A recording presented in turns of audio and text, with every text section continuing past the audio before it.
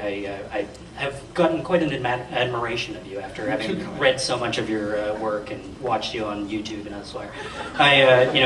Even just the way that your voice goes, human rights. I feel touched. I lived it, man. Well, Ezra, first I want to say one thing. You say that you kept on bringing up the same question and wasn't answering, and when I heard when you debated Andrew Nikifork, you said, it's a fourth grade question, and I've been, waiting for my opportunity to say that. You never said fourth grade question, so I have to bring it up. But, the fourth grade question, piece, you remind me of a nagging fourth grader who has got, this addiction to chocolate or something that's really bad for them. And, the parents and the responsible people of the world have to say, Ezra, it's bad for you. We can't have any more, right? Like, you can't have any more of this stuff. Things need to change. And that change is very possible, but we need to make it happen right now. So, I didn't want to disappoint you. You came here to East Vancouver. I decided to do something that you never could have expected. So I wrote you a poem.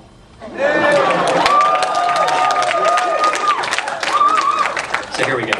Ezra, this is an intervention. We brought you here because we care about you. We all know you have a problem. And we need you to know that your addiction is hurting us all. Drill, baby, drill, you say, like the little devil on our shoulder. Go ahead, do it. Everyone else is doing it. And we are so much better than they are, right? We can handle it. And anyways, greed is good, right? But have you really taken stock of the harm your addiction has caused? Have you listened to the voices of those concerned about your actions and the actions of your friends? How many security fences and separation walls have you built around your heart? Buddy, I look at you and I wonder, what kind of smoky back rooms have you sat in? If I was a fly on the wall of your life, what schemes would I have seen hatched in your presence? It's not that I think you eat babies. It's that I don't think you would want to interfere if the market said it was the right thing to do. It's not that your ideology trumps reality. It's that it seems you'll say anything to serve the barons of industry.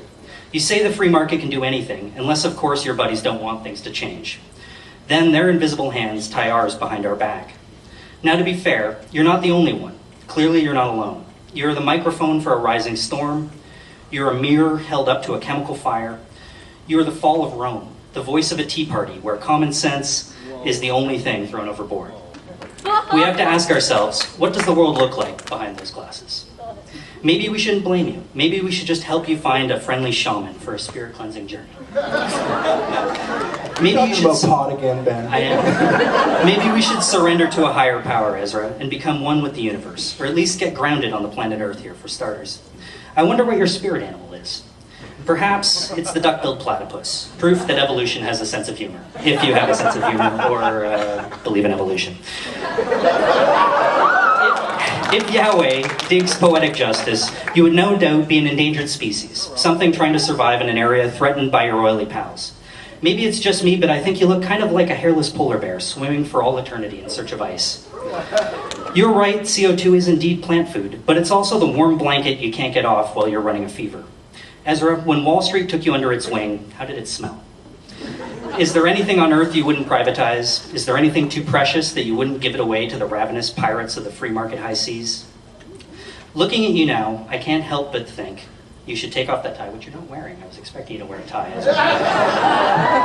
And maybe you should wrap it around your forehead and wear it like you were gift wrapped by Satan himself as a gift for all neo-Republicans. There you go, perfect, thank you.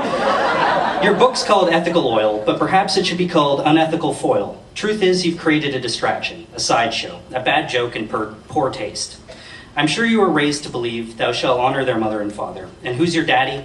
The almighty dollar and the house that oil built. I wouldn't be at all surprised to see you presiding over the end of the world as Fox News North Straight Talk commentator, denying global warming exists as all of us watch our TV sets melt before our eyes. You've interrupted this broadcast of the Age of Aquarius and replaced it with the 4 Horsemen of the Apocalypse. Thanks a lot, buddy. But don't worry, it's not too late. But the first step is you need to admit that you have a problem.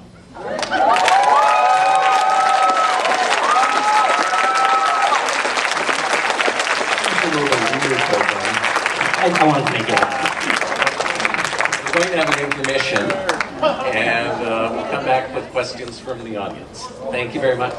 Ezra, thank you.